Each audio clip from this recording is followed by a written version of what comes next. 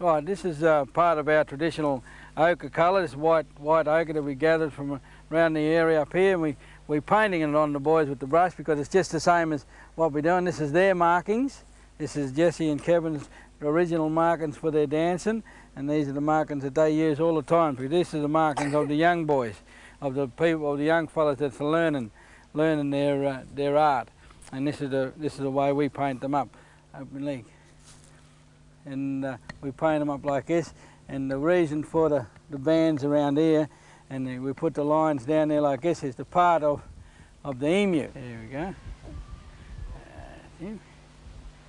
There we go. And the feathers on the belt here represent our flight into our traditional ancestral. That's why we put feathers on them, because they look like the feathers represent the animals. The white feathers are the spirits. The yellow feathers are the sun, mean the life, and the emu, and we also got the emu feathers on there. The yellow ones is the life of the sun, and the white is the yellow, the white is the white spirit.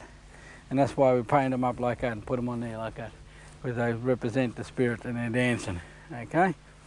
Now, do you want to have a look at sit on your rug, or over there, sit down on your rug? This is another part of Jess's of his dress. So come here, Jess, and just put this on here. Just look how we look on that one there. Put him on there. Turn him around that way. Give us a look at you. There you go. And you can just hang on to that there, and we can sit you down just over there for a minute. And you're looking good there, eh? Turn him around there. Now you turn around for Dad. That's the boy. We'll put those headbands. And we'll put our feathers on. Now we're putting our tape. We're going to put our tapes.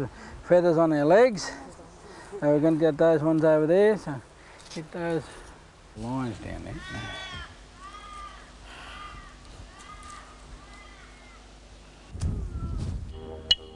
Here we are, we are up the Barma Lakes, and we're going to practice doing some of our traditional dancing. It's pretty important to us what we're doing here today. Is we go up here this is our land, we're on our land. We go up here to do some of our traditional dancing. So the boys are going to dance the emu dance for us here today, and they're going to be doing the kangaroo dance, the magic boomerang, and Sonny will be doing one of his own traditional dances here today. So something's very important for us to be dancing on our soil. This is Kumragunja. This is Yorta Yorta country, and this is where we're going to do our traditional dancing. So the boys will be starting off with the emu dance. Now the emu dance is one of our very traditional sounds, and as we start off with the emu, and we start to go. So, no, Baranjuk.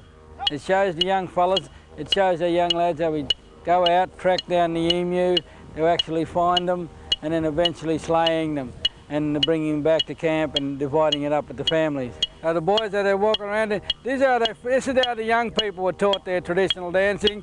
They were taught how to do. The elders would be out dancing with them. They'll be just sitting down and having, probably on the banks of the river or the lake, as we're doing it here today. And they'll be just sitting down there and watching. And that's how they learn, is by watching. And that's how I learned, was by watching and by getting up and having a go and by teaching. And this is part of what we do, is we teach the young people. And we teach them how to find the animal, how to become the animal, how to catch the animal, and how to gather the food. So this is basically of how we do it for food gathering, for a traditional way of life, for gathering our food, and for being part of that. Right, kangaroo. Pull, kangaroo. That's it, nice and steady, that's the way.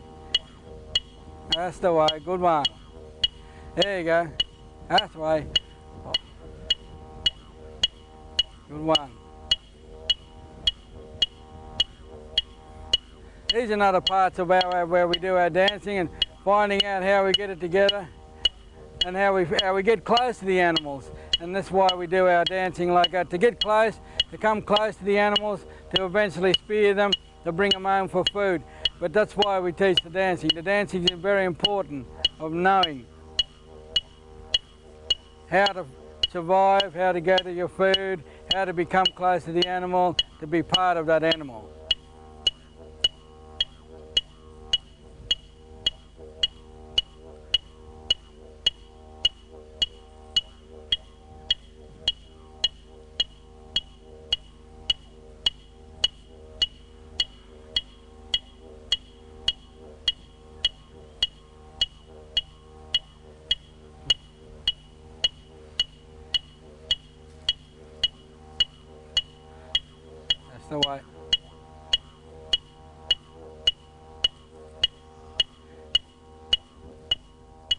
that'll do it.